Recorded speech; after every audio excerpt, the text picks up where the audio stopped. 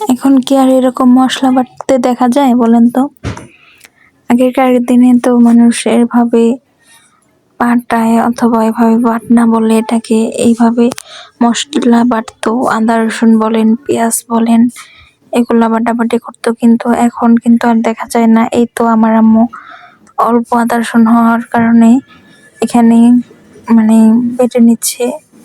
ব্লেন্ডারে দেওয়ার মতো পরিস্থিতি নাই বা দিতে মন চায় না অনেক সময়, তো এখানে বেটে নিচ্ছে। আর এখানে আছে মুরগির হাত পা রোস্টের যে ইয়াগুলা থাকে, মানে বাছাই করা রোস্টের মাংস নেওয়ার পরে মাথা বা এগুলো সবকিছু এখানে নেওয়া হয়েছে কেটে ধুয়ে। আর এদিকে আম্মু মশলা বাটাবাটি করতেছে, আর ওদিকে খালামণি রান্নাটা বসিয়ে দিয়েছে।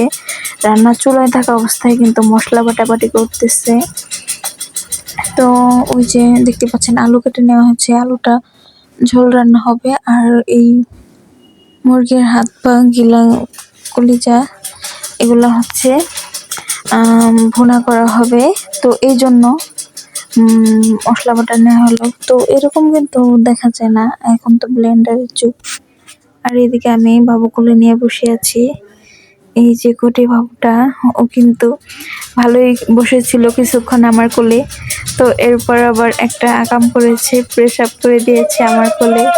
ও ভিজেছে, ওর পুরো গেঞ্জি সহ ওর নিচে একটা কাঁথা দেওয়া ছিল, সেটাও ভিজেছে, এবং আমার জামা পায়জামা সবকিছু ভিজেছে। তো এরপর আবার ওকে আমি দিয়ে এসেছিলাম। এদিকে আমার ভাই, ছোট ভাই স্কুলে যাবে, তো বাবুর সাথে আবার খেলা করতেছে। এই তো আর এদিকে আরেকটা বাবু, আরেকটা মেয়ে ছিল সাদিয়া।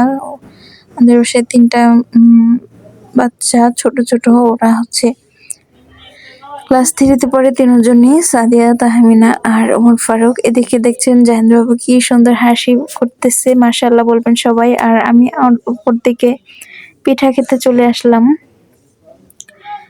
চিতই পিঠার মানে সব কিছুর একটা থাকে যে মানে সব দিক দিয়ে পারফেক্ট হয় না। এই চিতই পিঠার দিকেও সেম হয়েছে। পিঠা কিন্তু প্রথমে সুন্দরই হয়েছে মাশাআল্লাহ, অনেক ছিদ্র ছিল পিঠায়, কিন্তু রস হয়েছে, মিঠা দেওয়া হয়েছে পরিমাণ মতো, বেশি দুধ দেওয়া হয়েছে। পিঠাটাও ভালোভাবে ফুলেছে, কিন্তু পিঠার লাস্ট মুহূর্তে সকালবেলা আমরা দেখতে পাই যে পিঠাটা একেবারে চারার মতো মানে শক্ত হয়েছিল। উপর মানে পিঠার 2 সাইডেই খুব শক্ত হয়েছিল। চিতই পিঠা, ভিজা পিঠা কিন্তু নরম হলে ভালো লাগে, কিন্তু এটার ভিতরে পুরো শক্ত ছিল, কিন্তু মাঝখান দিয়ে একটু ভাঙলে আবার নরম দেখা যাচ্ছিল। তবে মানে এটাই বোঝা যায় যে সবকিছু মানে সবার সবকিছু পুরো সব দিক থেকে পারফেক্ট হয় না। পিঠাটা কিন্তু মজাও হয়েছিল, কিন্তু একটু নরম হলে ভালো লাগতো। এই তো দেখতে পাচ্ছেন মানে ভাঙলে পরে ওই যে ভেঙে গেল। পিঠা হচ্ছে শক্ত হয়েছে, কিন্তু ভিতরটা একটু নরমই রয়েছে। তো আমার চ্যানেলটা একটু সাবস্ক্রাইব করে দিবেন, এবং আমার ভিডিওটা ভালো লাগলে সবাই লাইক কমেন্ট করবেন। আর আমি আরো চেষ্টা করব আরো নতুন নতুন ভিডিও নিয়ে আপনাদের মাঝে আসার। তো সবাইকে আল্লাহ হাফেজ, আসসালামু আলাইকুম।